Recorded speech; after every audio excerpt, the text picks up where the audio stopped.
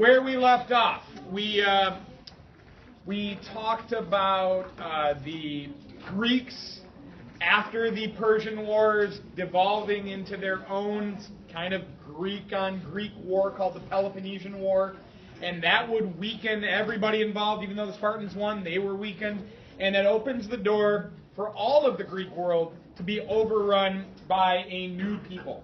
And the new people that will overrun the Greeks will be called, I want to find it on my map here. You guys can see it here.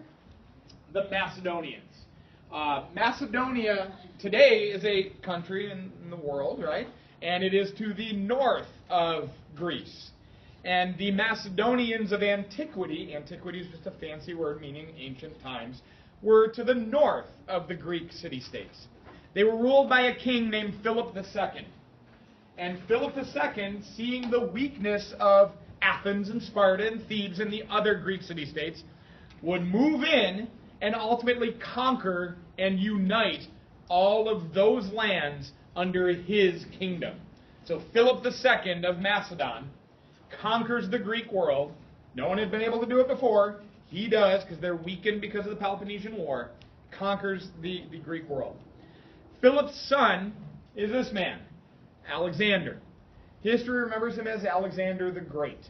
All right, and here we see him in a very traditional Eastern Roman type of art, or Eastern, Europe Mediterranean type of art called a mosaic, where little tiles of either stone or glass are used to make a bigger picture. So here we see Alexander the Great on his horse. His horse's name was Bucephalus. That is not important for AP World, but that is important for Jeopardy and beating your parents and impressing your friends, right?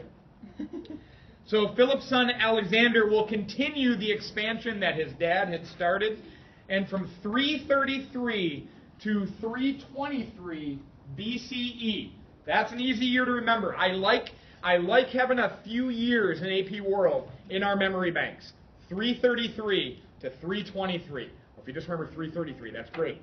For 10 years of conquest, Alexander the Great will create the biggest land empire that the world to this point had ever seen. All right? And it won't be surpassed until Genghis Khan and the Mongols outdo him.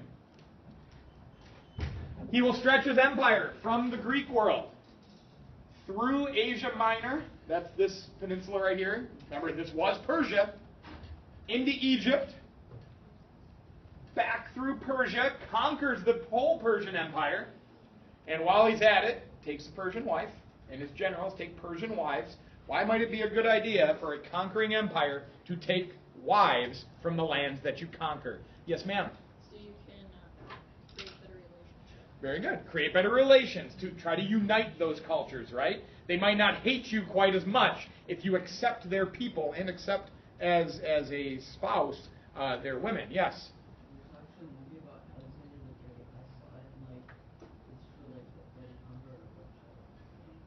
They were no joke. The movie wasn't that good? 2 thumbs down? Okay. Was that the one with Angelina Jolie as... okay, yeah. This is his mom, I believe, and what's his name? Scott. Yeah, that was not my favorite movie. Anyhow, as he makes his way through this epic conquest, he's going to leave behind cities after city after city that he will call Alexandria. And so if you see any Alexandrias on the map, like the most famous Alexandria in northern Egypt, they're all named after Alexander the Great. So he creates a massive empire, and he dies. He dies after 10 years of conquest. His empire will be divided up after his death amongst his generals. All right? So there will be one general controlling what was once Egypt, one general controlling what was the Greek world, a general in the Middle East, a general controlling this Persian world. So it'll break up into 4 smaller empires after Alexander's death. And they will all be ruled going forward as empires. They'll all be ruled not as any kind of remnants of democratic states that might have existed in the Greek world. They'll all be ruled as empires with kings. All right, these generals will essentially become kings. This will be instrumental in spreading Greek culture and Greek ideas from the Greek world all the way across to the Indus River in India. And do you recall I mentioned the other day when we talked about Chandragupta Maurya, who will look at and learn from the example of Alexander the Great, and then himself move to unite the Indian subcontinent in a way that had never been united before. We'll also talk later about how we will see Greek art and architecture start to spread through this entire world. So Greek stylized sculptures and such with like exact representations of the human form will start to make its way further and further east. So this is the Greek world, and it's created by Alexander the Great. Doesn't last long. Quickly broken up after his death into 4 smaller empires, only eventually to have much of it, or at least like the Mediterranean part of it, fall into the control of another empire. And now we'll talk for the rest of our class today about Rome. Rome. Rome begins as a small kingdom in central Italy. Rome begins as a small kingdom in central Italy that in 509 BCE, notice, this is even before those Persian wars had started. So this stuff is all happening at the same time, right? 509 BCE, not long after the Babylonian captivity was brought to an end, and Cyrus is making his massive Persian empire. So in 509, a group of Roman aristocrats, rich guys in Rome, will establish the Roman Republic. The word republic, this is important, because we are one today. The word republic means no king. No king. Today, the United States is a democratic republic. No king.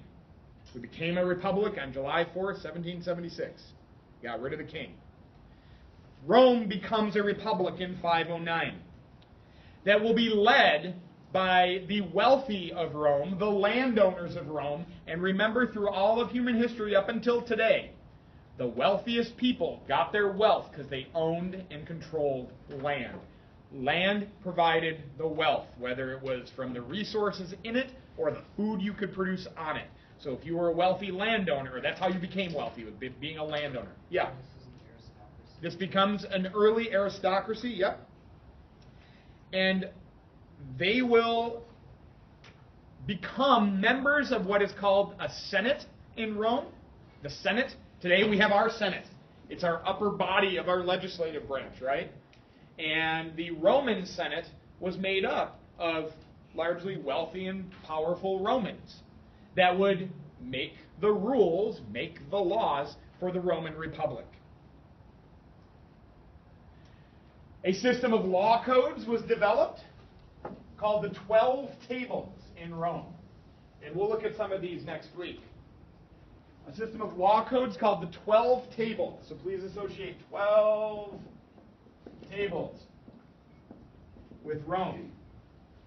That would give some protections to the poorer people of Rome. The poorer people of Rome. In Rome, there was a lot of conflict between the rich folks, who were known as patricians, and the poorer folks, who were known as plebeians, or plebeians.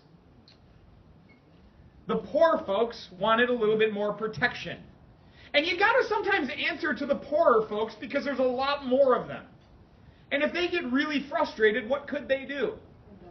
They might revolt or rebel or riot or protest. So much of the 12 Tables gives protections even to the poorer class. And eventually the Roman Republic would establish what was known as the tribune, which was individuals in Rome who would answer to and support plebeian demands and needs. And they could even block laws that the plebeians didn't like because it would hopefully keep more harmony in the state. From the year 490, not long after the Roman Republic was born, through all the way to the first millennium BCE, the Roman Republic will grow. Much of that growth comes from just trade and merchant activity on the Mediterranean, where the Romans will come in greater contact and have greater dealings with various corners of the Mediterranean. As the Roman Republic would grow, it would bring in more wealth from around the Mediterranean. And then you could use that wealth to grow an army. And then you could use that army to gain more land, which would then produce more wealth, which you could then grow a bigger army, which you could then gain more land. And now, by the second and first century BCE, they even hopped across the Mediterranean Sea. The Romans will fight and win a series of wars against an important city in North Africa called Carthage, called the Punic Wars. For AP World, it's not essential, but there was a Carthaginian general named Hannibal that some of you might have heard of. Anybody heard of Hannibal? A couple of you. You remember anyone know what he's famous for? Hannibal was one of history's greatest generals, and during the Second Punic War with Rome, he took his army and marched across North Africa with his thousands of soldiers and war elephants, went across the Straits of Gibraltar, went through Spain, over the Pyrenees Mountains, through southern France, over the Alps, with his elephants, crazy, down into Italy to do battle with the Romans. He invaded the Roman Republic from the north. It's bonkers. And then he lost. He eventually lost. And Carthage was defeated, and the Romans were going to destroy everything and salt the earth and claim that territory as their own. And they did. And so the Romans grew bigger, and now they have more land, and more land means more wealth, and more wealth means bigger armies, and bigger armies means more conquering, and more conquering means more land, and bigger armies, and more wealth. Do we get a pattern here, right? Who's becoming more and more and more powerful as this empire, or not an empire yet, as this republic grows? Who? The rich are becoming rich and more powerful, sure. But it's the army that's doing all the conquering. And who leads the army? Generals. The generals. The generals are getting really, really, really important in Rome. And in the first century BCE, there is one general named Julius Caesar. Julius Caesar. Who will lead his army to he was fighting much of his time up in Gaul, today's France. He will lead an army back to Rome in hopes of taking over the Roman government. And there is a civil war that breaks out, essentially. And Julius Caesar doesn't win the civil war for himself. He is ultimately killed by the Senate. The Senate is holding on to what they have, so they all stab Julius Caesar, at least according to William Shakespeare when he tells it. But out of this conflict, out of this civil war in Rome, one leader will rise and ultimately rule the Roman, what now becomes empire. And his name is Octavian, but he will take the name Augustus Caesar. He is the nephew of Julius Caesar. He takes the name Augustus Caesar. Caesar forevermore will be known as king in the Roman Empire, or emperor in the Roman Empire. Even the Russians will eventually adopt the word czar for their kings, which is just based on the Roman Caesar. And Augustus will be the first emperor of Rome. With Augustus in command and with emperors that follow, the Roman Empire will grow to new reaches that it could only dream of before. And again, growing, expanding, more wealth, bigger armies, growing, expanding, more wealth, bigger armies. Eventually, taking over all of what is today France, even hopping into what is today England. The Roman Empire would eventually become so big that it was hard to manage for one guy in the city of Rome. So a second capital will be constructed down here. in a city called Byzantium. And as that eastern part of the Roman Empire was far more wealthy than the western part of the Roman Empire, as the eastern part was far more wealthy than the west. You guys might think that the west would be wealthier because that's where like France today is, and some of Germany and Western Europe and Britain is wealthier today than Eastern Europe. That wasn't the case 2,000 years ago. This is where the wealth was in the Roman Empire, coming out of the production of cotton and grain in Egypt and in the Eastern world. That's where the wealth was.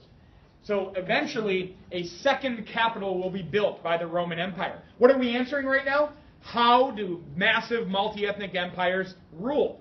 Well, what did the Romans do? They divided theirs into two. They broke it into two and built a second capital in the city of Byzantium.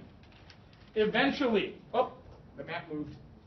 Eventually, that city of Byzantium will have its name changed to Constantinople, because one Roman emperor named Constantine will move the capital of the Roman Empire, the official capital, from Rome to the eastern capital, Byzantium, and it'll get renamed Constantinople after him. We already talked about Constantine, do you recall?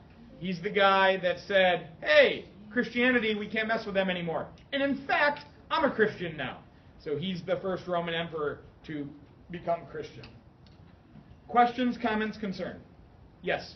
So was then Constantinople the only... There's still two capitals. There's an eastern capital and a western capital. But essentially, Rome used to be the most important city capital. Now Constantinople will be going forward. Okay? And side note, we'll talk about this next week. Eventually, Rome is going to fall. It's going to collapse. It's going to get burned. Constantinople will live on for another 1,000 years. So it lasts much longer.